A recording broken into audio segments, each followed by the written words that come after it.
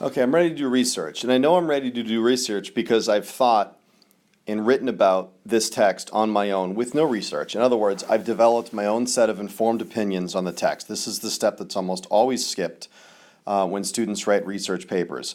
So even if you don't necessarily have the time to write an entire essay by yourself, do a lot of the notes, the close reading that we talked about earlier. I think it's essential. And that way, when you write your research paper, you're going to be an active voice in the larger conversation of the research essay, and you won't be simply a collector of quotations, which frankly is not that interesting to read, and it's not particularly meaningful for the writer anyway. So I'm locating a page of a text, and this is a text by a woman named Helen Vendler, a brilliant reader of poetry, and this is a book on the sonnet. So this is her article. It's a few pages long on Sonnet 138. So I want to highlight the things that I find helpful and the things that I find not helpful. I know I'm focusing on the double meaning of words and the relationship between the speaker and the beloved. Anything that's not obviously related to that, I won't care about. So let's see what she starts with. One might see Sonnet 138 as psychologically as a possible resolution of the frantic disjunction between reason and passion in 137. I don't care about Sonnet 137, so frankly, this is irrelevant to me. I move on. It is easier to suppress simple truth and let the rhetoric of sophistry begin. Not helpful. We move on. Yet, though 138 ends where it began, it exposes an abyss of truth at its very center, foregrounded by its expression in questions. All right. These devastating questions are, interestingly, mediated through reported discourse. They could have read in direct discourse. All right, I'm still not feeling that this is relevant, so I move on. Now, I keep going. This bare device of the questions makes us realize that the whole sonnet depends on reported discourse. Okay. From the beginning. Not when my love swears, but rather swears she's made of truth.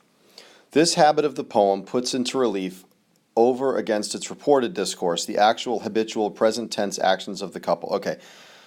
Here's this list that I'm starting to get interested in. I'm not interested in anything yet. I can't imagine using any of these quotes in my paper, but here's a list of kind of this pronoun and the verb. She swears, I believe her, I know, she lies, she might think. So let's see what Vendler says about this down here. This seems interesting.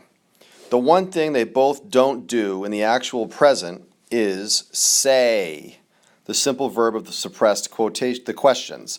The verb that almost burns a hole in the sonnet in the two lacerating implied statements of the silent, simple truth. She is unjust, I am old. All right, I like that.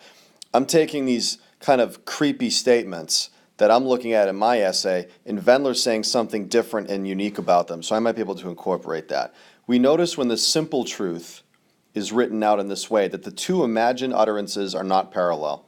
The more natural thing for the lady to say, if she were about to tell the truth, would be, I am false.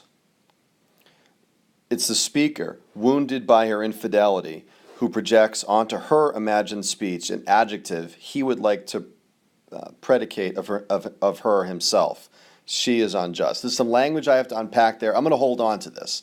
Vendler's looking at language similarly than I am. So I'm going to see if I can use it later. Let's read one more paragraph. The fulcrum of the poem, then, consists of the questions in which the unspeakable simple truth is imagined as statements, actually uttered. Even the imagining of this rupture with sophistry undoes the diction of the octave. Don't worry about the language. You can look up words like sophistry and octave. The couplet, which at first seemed a reiteration of that earlier diction, must now be differently understood. Okay, I think I've moved away from relevance. So I have this paragraph up here going to that previous page. And what I'm going to do is go through the pages of research. I'm ignoring everything that's not helpful. If I don't understand every line, it's not a big deal. I extract from research moments that are helpful. And in those moments, I'm able to look up the words I don't understand.